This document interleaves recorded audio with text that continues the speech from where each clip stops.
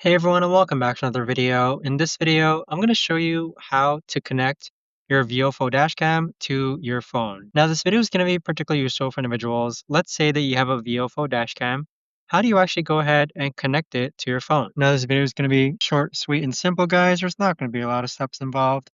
Now, in order to do this, let's first go into the App Store and you're going to search for VIOFO. So the VIOFO Dashcam is going to look like this one here with the red and white camera icon. And then once it's downloaded, you want to go ahead and turn your VIOFO Dashcam on and then press the Wi-Fi button so that it turns on. Once you confirm that it turns on, go into your Wi-Fi settings of your phone and look for VIOFO A119M2 and then click on that Wi-Fi. The default password for the Wi-Fi is going to be 1234567 8. And then once you're connected, you should hear your VIOFO Dashcam say that it's connected. Go into your VIOFO Dashcam app and click on Connect Camera. So on this page here, you can actually see a live view of your dashcam, and you can actually download your footage if you click on the bottom left-hand corner as well. So this is some previous footage that you can go ahead and download, and there you have it. But that right there, guys, is the best and easiest way that I know of to actually go ahead and connect your VIOFO Dashcam to your phone. If you guys know of a better or easier way to actually do this, let me know in the comments down below.